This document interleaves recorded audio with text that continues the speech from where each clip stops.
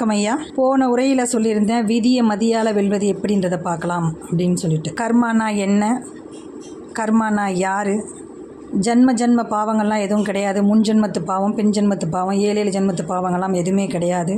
அந்தந்த ஜென்மத்தில் அவங்கவுங்க செய்கிற பாவ புண்ணியங்களை அப்படி இப்படியே அனுபவிக்கணும் அப்படின்னு சொல்லியிருந்தேன். பாவங்கள் தொடராது, புண்ணியங்களும் தொடராது அப்படின்றதையும் சொல்லியிருந்தேன். அது எப்படி அப்படின்ற விரிவாக்கத்தை இப்போ சொல்ல போகிறேன். விதியை மதியால் வெல்றதுன்றதை அடுத்த இதில் பார்ப்போம். ஆனால் இப்போது ஜென்மத்து பாவங்கள் கிடையாது அப்படின்றத தெளிவாக விரிவாக்கமாக சொல்ல போகிறேன். மாபெரும் இதிகாசங்கள் அப்படின்னு பார்த்தீங்கன்னா 2, மகாபாரதம், ராமாயணம். இந்த 2 கதைகள்லே ஒரு மனிதனுடைய குறிப்பு எல்லாமே, ஒரு மனிதன் எப்படி இருந்தால் மோட்சம் அடைவான், மோட்சத்தை அடையக்கூடிய வழி என்ன அப்படின்றத இந்த 2 கதைகள்லையுமே இருக்குது. ஜென்மமாக பாவம் தொடருமா அப்படின்றதும் இந்த கதைகள்லே இருக்குது. பாவம் இருக்கா இல்லையான்றது. அதுக்கு உதாரணம் திரௌபதி நெருப்பு, தீயில் பிறந்து தீயில வளர்ந்து வந்தவள் திரௌபதி. பாஞ்சால நாட்டு இளவரசி, பாண்டுவின் மருமகள், 5 பஞ்சபூதங்களின் மனைவி. ஒவ்வொரு முறையும் ஒவ்வொரு பஞ்சபூதங்களை திருமணம் செய்யும்போது தன் உடலை தீக்கு இரையாக்கி மறு உடல் எடுத்து தான் திருமணம் செய்தாள். அப்பேற்பட்ட ஒரு பத்தினி. அப்படிப்பட்டவளை நடு சபையில் நிறுத்தி தன்னை சபையோர் முன்னாடி ஒரு ஆடவன் தன் ஆடையை பற்றி இழுக்க என்ன பாவம் செய்தாள்?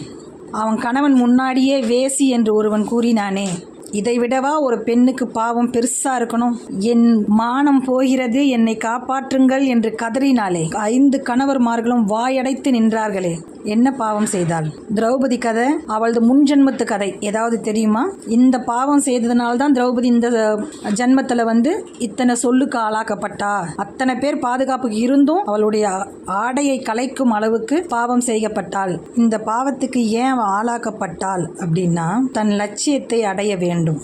ஒவ்வொரு மனிதனும் மனிதனா பிறக்க வேண்டியவன் தன் லட்சியத்தை அடைய வேண்டும். அந்த லட்சியம் எது? மோட்சம் பெறுவது, பிறவி இல்லா பெருவாழ்வு பெறுவது, மனித பிறப்பு. எதுக்காக மனுஷனா பிறந்தோம், எதுக்காக வளர்றோம், எதுக்காக வாழ்ந்தோம் அப்படின்னு ஆசைக்கு அடிமைப்பட்டு இருக்கீங்களா தவிர எதுக்கு பிறந்தோம்? எல்லாருக்கும் ஒவ்வொரு லட்சியம் இருக்கு. திரௌபதிக்கு என்ன லட்சியம் இருந்தது? இத்தனை அசிங்கங்களையும் அவமானங்களையும் சொல்களையும் கேட்க முடியாத வார்த்தைகளையும் கேட்டு சபையோர் முன்னாடி தன் மார் மீது 2 கைகளை வைத்து அணைத்து கொண்டு தன் ஆடை அவிழ்ந்து விடுமோ என்று பயந்து அணைத்து நின்றாளே. அவள் உடலை அவளே தன் கையால் கட்டி நின்றாளே. இவ்வளவு பெரிய பாவத்துக்கு ஆளாக்கப்பட்டாள் அப்படின்னா அவ என்ன பாவம் செஞ்சா? என்ன பாவம் செஞ்சா சொல்லவா?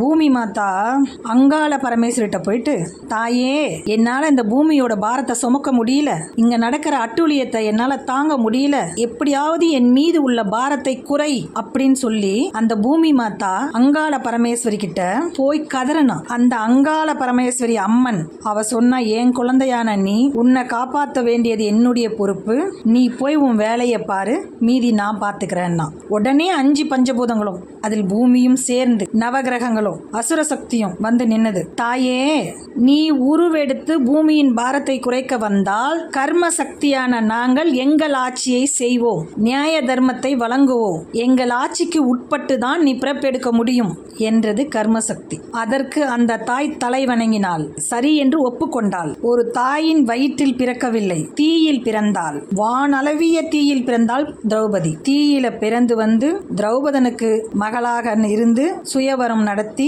5 பஞ்ச பாண்டவர்களை மணந்து சபையில எவ்வளவு அவமானங்களையும் பட்டு அந்த சபையை நினைச்சா ஒரு நொடியில் அவளால் தீக்கு இரையாக்க முடியும். அத்தனை பார்ப்போர் கண்ணையும் அவளால் தீக்கு இரையாக்க முடியும். ஆனால் கர்ம சக்தி அதை மறைத்தது. கடைசி வரை தன் மார் மீது அணைத்திருந்த கையை வைத்து கொண்டு, என்னை காப்பாற்ற யாரும் இல்லையா இந்த சபையில் அப்படின்னு கதறினா. கடைசியில எல்லாமே முடிஞ்சு போச்சு, ஒன்னும் பண்ண முடியாது, நம்ம மானத்தை காக்க யாருமே இங்க இல்ல அப்படின்னு தெரிஞ்சதுக்கு அப்புறமா தன் மீது, தன் மார்பகத்தின் மீது கைகளை வைத்து அனைத்து துணியோடு ஆடையோடு பிடித்திருந்த அந்த கைகளை விலக்கி, இறைவா என்னை காப்பாற்று என்று 2 கைகளையும் வானளவு தூக்கினாள். அடுத்த சனம் அவள் உடலில் ஆடை இழுக்க இழுக்க இழுக்க வந்து கொண்டே இருந்தது.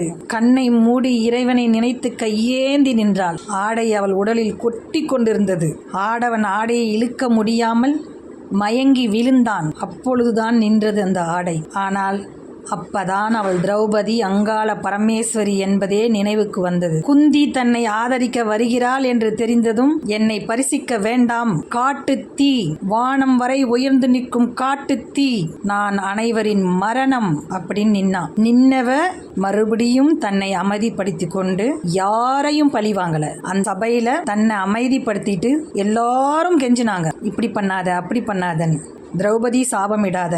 இந்த குந்தியும் காந்தாரியும் இவ்வளவு கேவலம் நடந்ததுக்கு அப்புறம் ஏன் வரணும்? காந்தாருடைய கணவர் திருதராஷ்டிரர், அவர் அதுக்கப்புறமா பாஞ்சாலி திரௌபதி சாபமிட்டு விடாதே, சபை மண்ணோடு மண்ணாக கூடாது அப்படின்னு கதறி உனக்கு என்ன வர வேண்டுமோ கேள் அப்படின்னு அதுக்கப்புறம் கேட்டானே.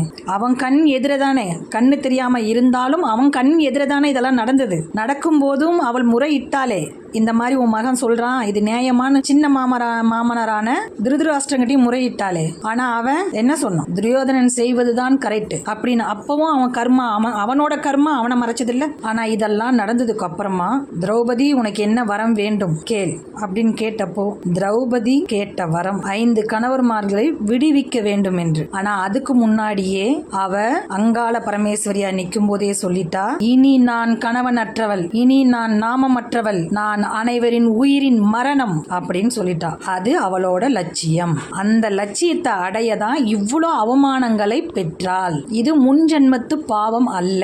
தன்னுடைய லட்சியத்தை அடையணும் அப்படின்னா ஒவ்வொரு மனுஷனும் கஷ்டப்பட்டு தான் ஆகணும். மனித பிறப்பே அதுக்கு தான். நீ உன்னுடைய தாயோட கருவுக்கு போகும் முன்னாடியே ஓட ஆரம்பிச்சிடுற. தந்தையோட விந்திலிருந்து தாயோட கருவுக்கே ஓடுற. பல ஆயிரம் கோடி அணுக்கள் வருது. அந்த அணுக்களை தள்ளி விட்டு அடிச்சு பிடிச்சு தான் ஓடுற. அங்கேயே உன் ஆட்டம் ஆரம்பம். எங்க ஓடுற? மோட்சத்தை தேடி. திரௌபதி பூமி பாரத்தை குறைக்க அனைவரின் உயிருக்கு மரணமாய் வந்தவள். அந்த மரணம் அமைதியா இருந்துதான் குருச்சேத்திரத்துல அத்தனை பேர் உயிரையும் எடுத்தது. கடவுளை பொறுத்த வரைக்கும் காய், கனி, பூ, பிஞ்சி, பழம், மரம் எல்லாம் ஒன்றே. ஆண், பெண், மனிதன் அனைத்தும் ஒன்றே. இயற்கை முழுக்க முழுக்க நமக்காக படைக்கப்பட்டிருக்கு, மனிதனுக்காக படைக்கப்பட்டிருக்கு. மனித பிறப்பு தான் கடைசி பிறப்புன்னு சொல்றாங்களே. எதுக்கு? மோட்சத்தை தேடணுன்றதுக்காக, மோட்சம் கிடைக்கணுன்றதுக்காக. ஆனா மோட்சம் கிடைக்காம நம்ம ஆசைக்கு அடிமைப்பட்டு, ஆசைக்கு எல்லாத்து மேல ஆசை, எதை பார்த்தாலும் ஆசை, பொன், பொருள், நகை, ஆடை, ஆபரணங்கள், பணம், செல்வாக்கு.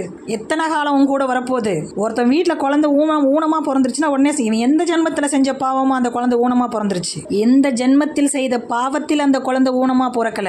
இந்த ஜென்மத்தில் அந்த குழந்தை உனக்கு ஊனமா பிறந்திருக்குன்னா நீ மோட்சம் கிடைக்கிறதுக்காக அது தெய்வம் கொடுத்த சொத்து.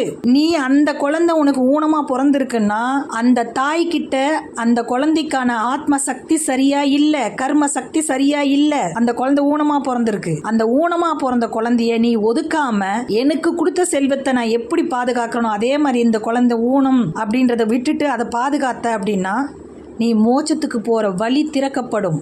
ஒருத்தர் உன்னை பழி சொல்றாங்க, பாவம் சொல்றாங்க, மன்னிச்சிரு அவங்கள. அடுத்த செகண்ட் மன்னிச்சிரு. ஏன் அப்படின்னா நீ மோட்சத்துக்கு போற வழியை அவங்க காட்டுறாங்க.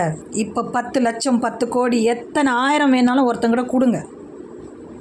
அவன் உங்களை ஏமாத்திட்டான்னு வச்சுக்கோங்களேன்.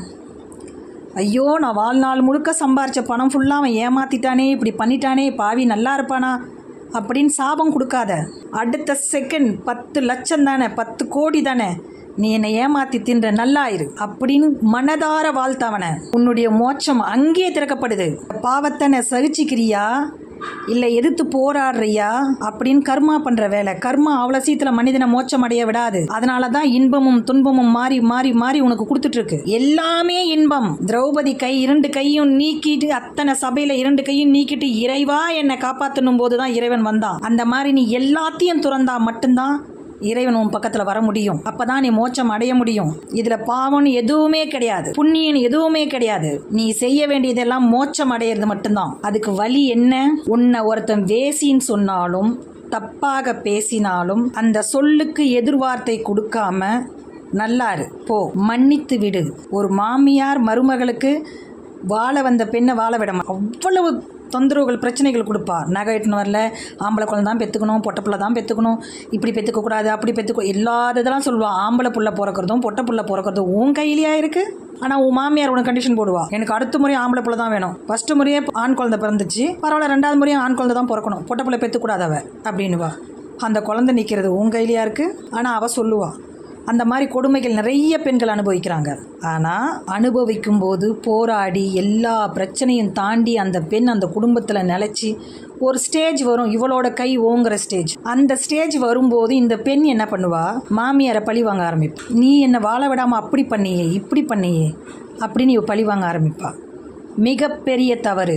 மோட்சம் உனக்கு கிடைக்காது. துன்பத்தை அனுபவிச்ச உனக்கு ஆண்டவன் உன்னுடைய சக்தியை மேலோங்கி நிறுத்தும் போது நீ துன்பத்தை செய்கிறாய். அந்த மாமியார் செய்ததை மன்னிச்சு, அன்னைக்கு மாமியார் முடியல தரையில் தவழ்ந்துட்டு இருக்காங்க, அவங்க பீயும் மூத்திர தள்ளி போட வேண்டிய ஸ்டேஜில் இருக்காங்கன்னும் போது அதை மனமுகந்து மனதார நீ செய்யணும், மன்னிக்கணும். மன்னிப்பு என்பது பெரிய சக்தி. மோட்சத்துக்கான வழி மன்னிப்பு. குட்ட குட்ட குனிஞ்சிட்டே இருக்கணுமா? அப்போ தான் கர்மா வந்து விடுமா? அப்படின்னா கர்மா என்றைக்குமே விடாது. உன்னை கண்டு பயப்படும். 5 பஞ்சபூதமும் நவகிரகமும் அசுர சக்தியும் உன்னை கண்டு பயப்படும்.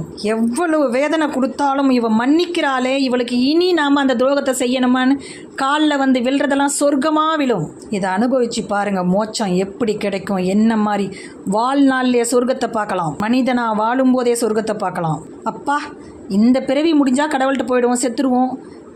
பிறப்புன்னா இறப்பு இருக்குது நிச்சயமா இல்லையா? ஆனால் இறந்தால் எங்கே போகிறோம்?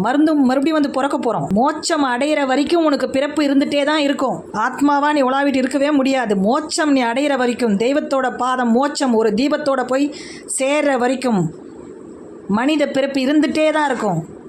சாவ பொறப்ப இறப்பும் பிறப்பும் மாறி மாறி நடக்கும்.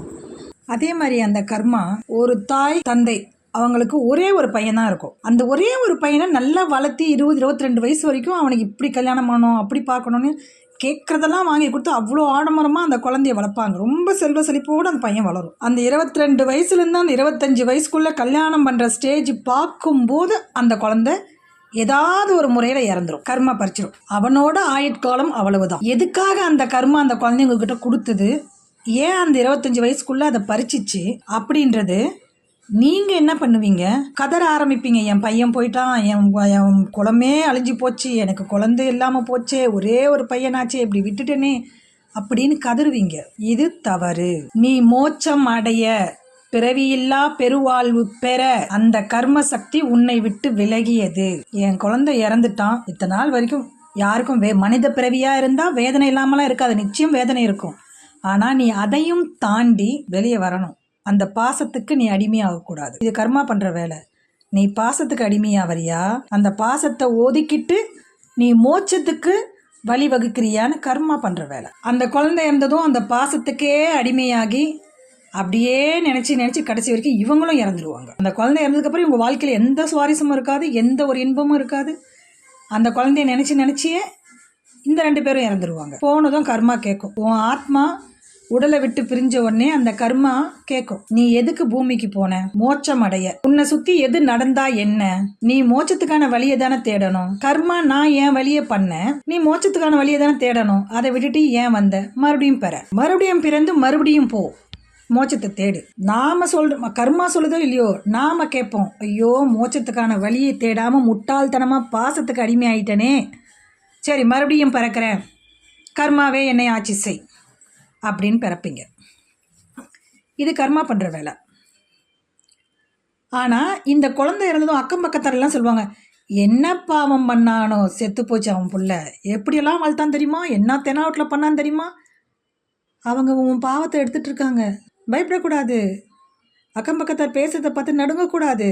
நான் தப்பு பண்ணேனா, நான் அந்த குழந்தைய கொன்னேனா, நான் அவனுக்கு என்ன வேணுமோ அதையெல்லாம் தந்தை என்ற கடமையில் நான் செஞ்சேன், தாய் என்ற கடமையில் நான் செஞ்சேன். ஆனால் அவன் உயிரை அந்த கர்மா பறிச்சுட்டு போனதுக்கும் உங்களுக்கும் சம்பந்தம் இல்லை. அவன் உயிர் போனதுக்கு நீங்கள் சம்பந்தம் இல்லாதவர்கள். உங்களுக்கு மோட்சத்துக்கு வழிகாட்ட அந்த குழந்தை பிறந்தது, இறந்தது. பாசத்துக்கு அடிமையாகாமல் வேதனைகள் இருக்க தான் செய்யும், இல்லாமலாம் இருக்காது. மனித பிறப்பில்லை. ஆனால் அதையும் அறுத்து நீ வெளியே வரணும். அதுதான் மோட்சம். நன்றி, வணக்கம் ஐயா.